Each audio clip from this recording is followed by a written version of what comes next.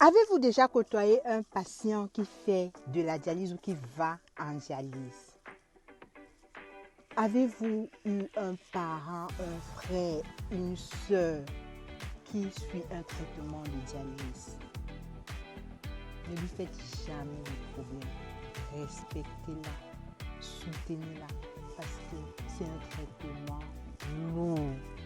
C'est un traitement compliqué, c'est un traitement fatigant.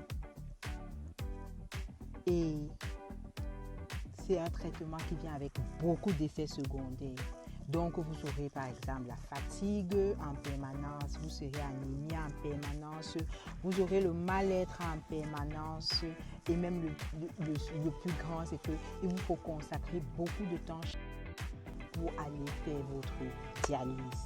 Donc, ce sont des personnes en souffrance. Je vais vous expliquer rapidement. La dialyse, c'est un traitement de remplacement du rein. Donc, quand votre rein ne fonctionne pas, on vous envoie faire de la dialyse.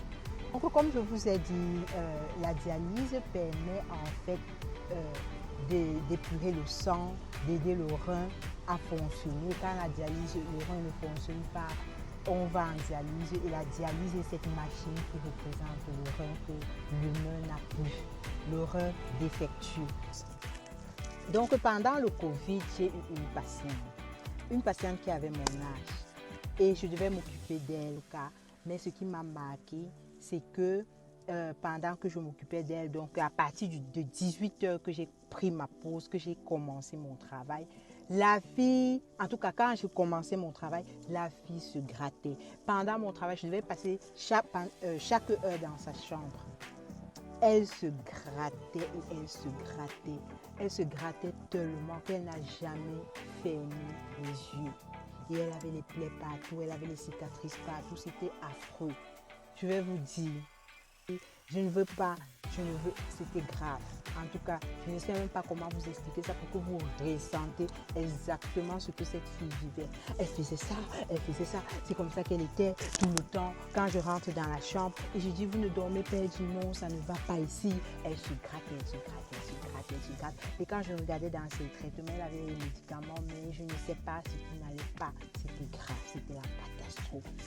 Et j'ai vécu les souffrances de cette fille sur toute la nuit. Et même quand je suis revenue les autres fois, ça rien n'avait changé. Même comme le médecin faisait sa ronde, ça n'allait simplement pas. Et j'ai décidé, c'est elle qui a été ma motivation pour aller faire un tour en dialyse. Je vais vous expliquer exactement pourquoi cette jeune fille se grattait.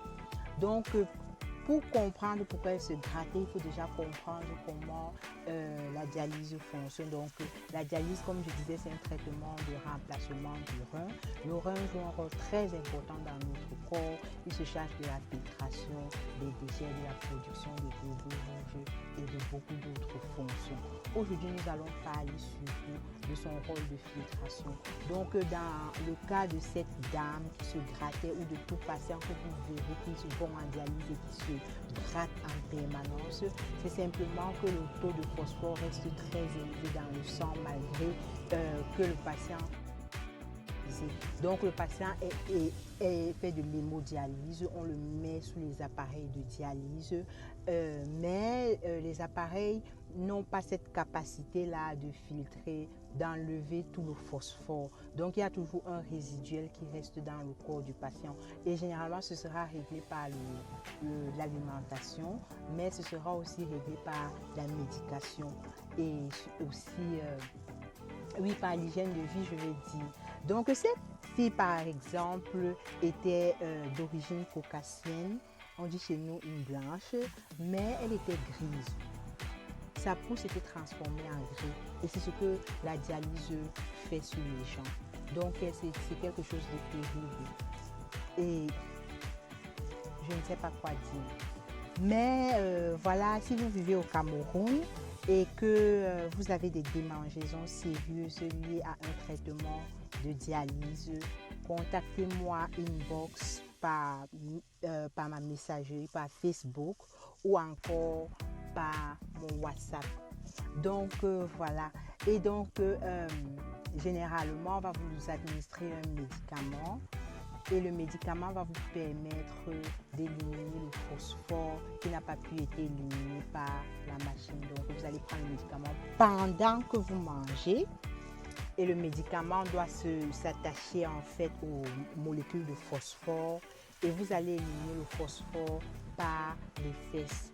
On dit en langage commun par les selles. Vous allez faire caca.